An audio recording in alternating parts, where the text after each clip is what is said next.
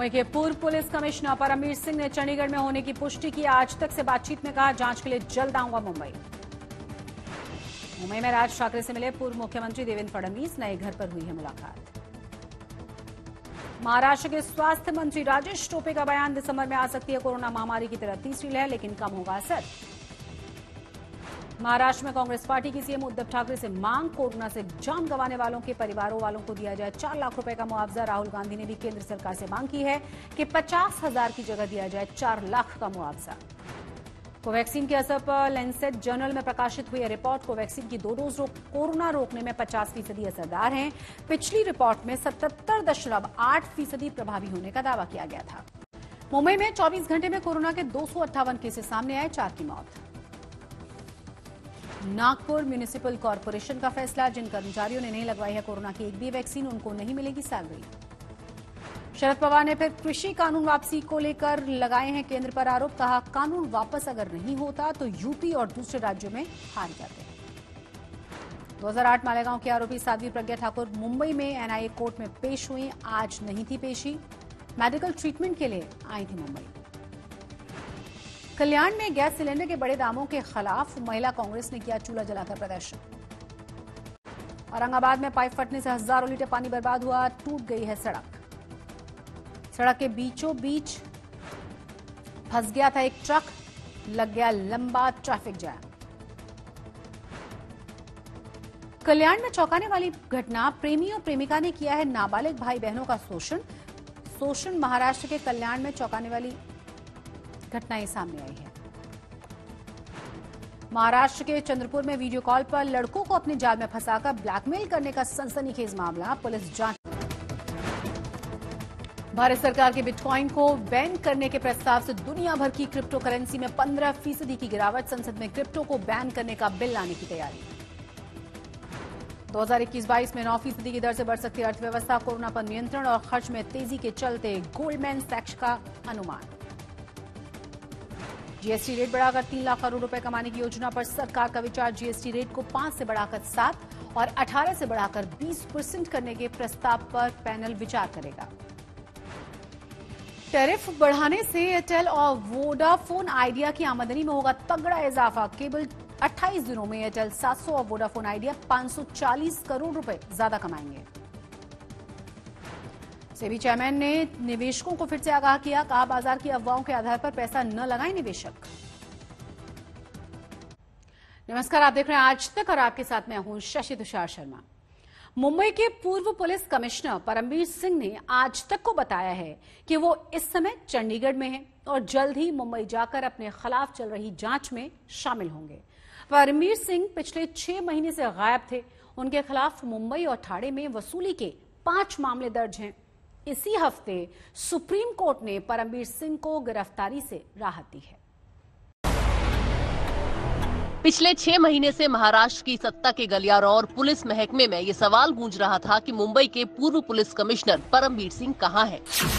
BJP और महाविकास आघाड़ी एक दूसरे पर परमवीर सिंह को विदेश भगाने का आरोप लगा रहे थे। एनडीए सरकार ने परमवीर सिंह को एंटीलिया केस के बाद मुंबई पुलिस कमिश्नर पद से हटाकर डीजी होमगार्ड बना दिया था, पर वो एक भी दिन अपनी नई ड्यूटी ज्वाइन करने नहीं पहुंचे। इसके बाद उनके खिलाफ मुंबई और ठाणे में वसूली के 5 केस दर्ज हुए।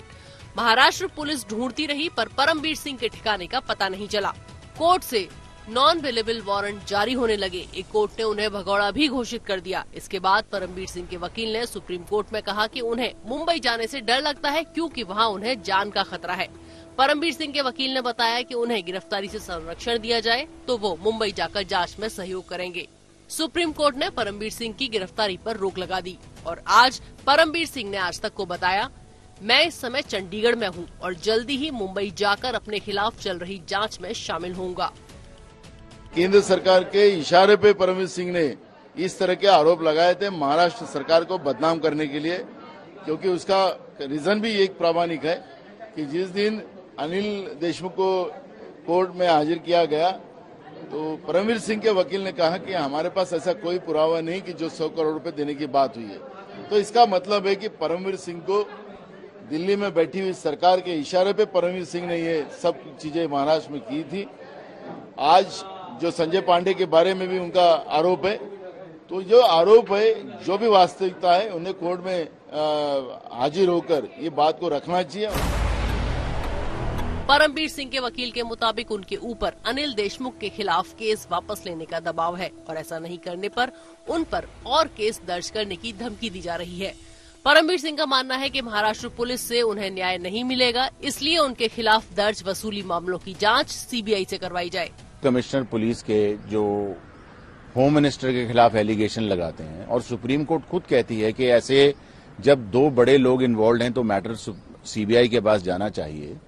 और जैसे ही इन्होंने सीबीआई को लेटर लिखी है कि the then commissioner police has told him to withdraw his letter, तो उनके बाद एक एक करके पर्चे दर्ज होने शुरू हुए और वो भी उन लोगों की तरफ से जिनके खिलाफ as a senior as superior ये एक्शन ले चुके हैं या कोई एक्सटॉर्शनिस्ट हैं, कोई बुकीज हैं। अब वो 5-5 साल के इंसिडेंट्स को बता के एफआईआर रजिस्टर हो रही हैं और अगर ऐसे एक पुलिस ऑफिसर के खिलाफ जिन्होंने कुछ एक्शन लिया हो, उनके खिलाफ अगर ऐसे एफआईआर रजिस्टर होनी शुरू हो जाए, specially through criminals, then what will be the moral of the police then. Parambir Singh की याचिका पर महाराष्ट्र सरकार और सीबीआई को 6 दिसंबर को अपना जवाब देना है। इससे पहले कोर्ट ने उन्हें मुंबई जाकर जांच में सहयोग देने के लिए कहा है।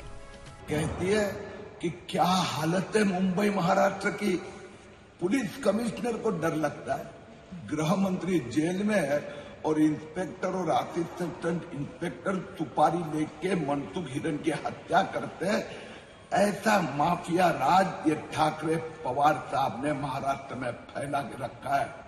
मुझे विश्वास है कि अभी सुप्रीम कोर्ट के प्रोटेक्शन के कारण परमबीर सिंह और बाकी सब क्या वसूली कैसे हो रही थी, कितना ठाकरे जी कितना पवार साहब के पास जाता था, ये सब अब बाहर आएगा। इस साल मार्च में एंटीलिया केस में सचिन वाजे का नाम आने के बाद मुंबई पुलिस कमिश्नर पद से परमबीर सिंह को हटाकर डीजी होमगार्ड बना दिया गया था। उसके बाद परमबीर सिंह ने मुख्यमंत्री उद्धव ठाकरे को खत लिखकर तत्कालीन गृह मंत्री अनिल देशमुख पर 100 करोड़ रुपए की वसूली का आरोप लगाया था। परमबीर सिंह ने बॉम्बे हाई कोर्ट में देशमुख के खिलाफ पीआईएल भी दायर की थी। कोर्ट के आदेश पर जांच करके सीबीआई ने देशमुख के खिलाफ केस दर्ज किया। देशमुख की गृह मंत्री की गद्दी चली गई।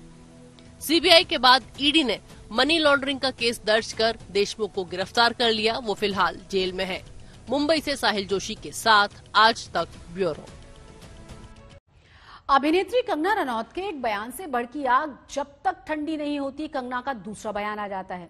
इस बार कंगना का बयान सिख समुदाय को अखर चुका है। उनकी गिरफ्तारी की मांग करते हुए मुंबई में कंगना के खिलाफ एफआईआर दर्ज कराई गई है। मुंबई के खार पुलिस स्टेशन में दिल्ली सिख गुरुद्वारा मैनेजमेंट कमेटी की तरफ से अभिनेत्री कंगना रनौत के खिलाफ एफआईआर दर्ज कराई गई है। कंगना पर खार पुलिस ने आईपीसी की धारा 295A यानी जानबूझकर किसी वर्ग की धार्मिक भावनाओं को आहत करने के तहत मामला दर्ज किया है।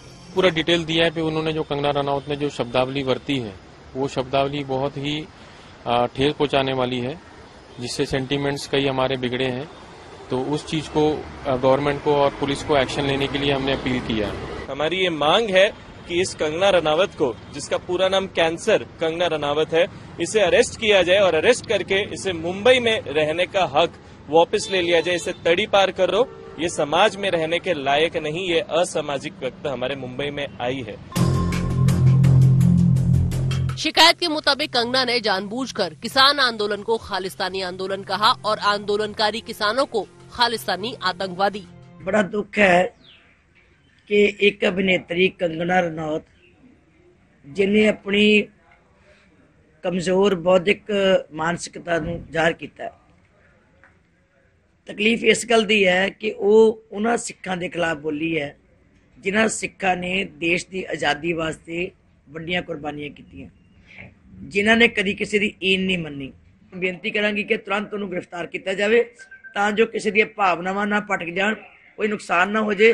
ते जो दिल्ली सिख गुरुद्वारा प्रबंधक कमेटी ने अज कदम चुकन वास्ते पहुंची है बॉम्बे, असीं बिल्कुल उन्हां सहयोग देकर उन्हां नाल चलांगे। कंगना की गिरफ्तारी की मांग को लेकर दिल्ली सिख गुरुद्वारा मैनेजमेंट कमेटी के पदाधिकारी महाराष्ट्र के गृह मंत्री से भी मिले थे। जिस तरह से कंगना की बदजुबानी नहीं रुक पा रही है, कभी महात्मा गांधी का अपमान करेंगे, कभी अलग अलग समुदायों को आतंकवादी कहेंगे, मच्छर कहेंगे, हमें लगता है बर्दाश्त नहीं हो सकता। सिख समाज के लोगों ने खार पुलिस स्टेशन में एफआईआर दर्ज कराई है और निश्चित रूप से कानून से बड़ा कोई नहीं। कितना भी केंद्र सरकार उन्हें सुरक्षा मुहैया करा ले, जेट सिक्योरिटी दे दे, लेकिन कानून टूटेगा तो सिक्योरिटी सुरक्षा उसको कवर नहीं कर सकती। लगातार वो कानून की धज्जियां उड़ा रही हैं और कार्रवाई निश्चित रूप से होगी। हमारा सपोर्ट है सिख धर्म के साथ, और पद्मश्री जिसको पुरस्कार दिया गया है तो किस आधार पे दिया गया है, केंद्र में बैठी हुई मोदी की सरकार ने यह स्पष्ट करना चाहिए। हमारी मांग है राष्ट्रपति महोदय जी को कि तुरंत इनकी पद्मश्री निकाली जाए, क्रैश की जाए, क्योंकि ऐसे व्यक्ति को अगर पद्मश्री जैसे महत्वपूर्ण अगर पुरस्कृत किया जाए तो उस पद का अपमान किया जा रहा है। जिन लोगों ने पद्मश्री ली है वो भी बोलते कि अरे ये ऐसे गंदे लोगों को अगर पद्मश्री दी जा रही है तो ये हमारे को नहीं होना है। ऐसे अब मांग लोगों की शुरू हो चुकी है। हाल ही में कंगना ने कहा था कि 1947 की आजादी भीख में मिली थी और सही मायने में आजादी 2014 में मिली। इस बयान पर काफी बवाल हुआ था। महात्मा गांधी पर भी सवाल उठाने पर कंगना के खिलाफ शिकायतें हुई थी। आज तक ब्यूरो। अब खबर उन 10 करोड़ निवेशकों के लिए है जिन्होंने क्रिप्टो करेंसी में अपना करोड़ों रुपए निवेश कर रखा है। अब ये तय हो चुका है कि संसद के शीतकालीन सत्र में भारत सरकार क्रिप्टो करेंसी पर कानून लाने जा रही है। सिर्फ इस एक खबर से पिछले 48 घंटे में क्रिप्टो करेंसी के बाजार की क्रैश लैंडिंग हो चुकी है। क्रिप्टो करेंसी के दाम आसमान से गिरकर जमीन पर आ चुके हैं।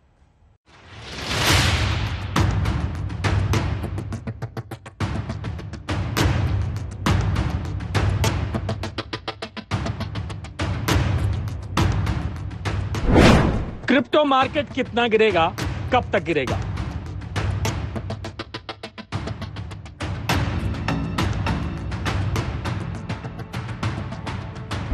क्या क्रिप्टो में किया गया निवेश पूरी तरह डूब जाएगा?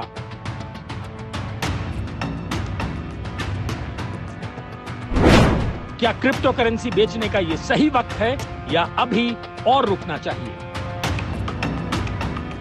केंद्र सरकार ने जैसे ही क्रिप्टो करेंसी पर बिल लाने का ऐलान किया, तब से देश के 10 करोड़ निवेशकों और ट्रेडर्स की नींद और चैन दोनों उड़ गए हैं। उड़े भी क्यों नहीं, क्योंकि इन लोगों के 70,000 करोड़ रुपए क्रिप्टो करेंसी में लगे हुए हैं। अगर सरकार ने बिल में क्रिप्टो को पूरी तरह बैन कर दिया तो इन लोगों को बहुत बड़ा झटका लग सकता है। हालांकि इसकी शुरुआत हो चुकी है। क्रिप्टो बिल की खबर से बाजार लगातार गिर रहा है, निवेशकों का पैसा लगातार डूब रहा है। सबके मन में सवाल ही सवाल हैं।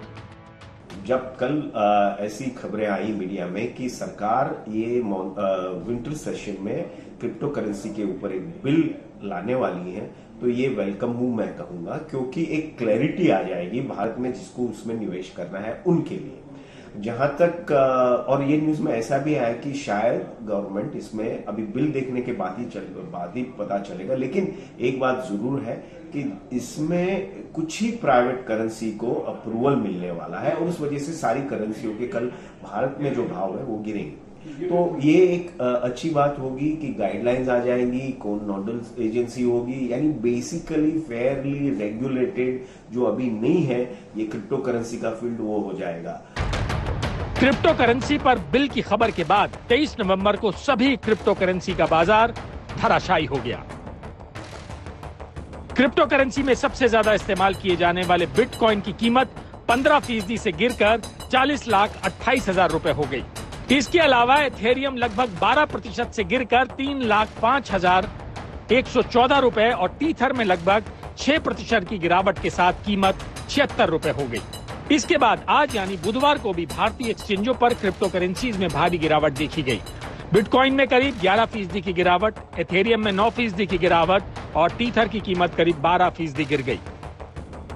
क्रिप्टो करेंसी पर लगाम लगाने के लिए आरबीआई पिछले कई वर्षों से कोशिश कर रही थी, लेकिन अब भारत सरकार शीतकालीन सत्र में क्रिप्टो करेंसी बिल का मसौदा तैयार कर चुकी है, जिसमें क्रिप्टो करेंसी पर पूरी तरह से प्रतिबंध लगाने की बात कही गई है।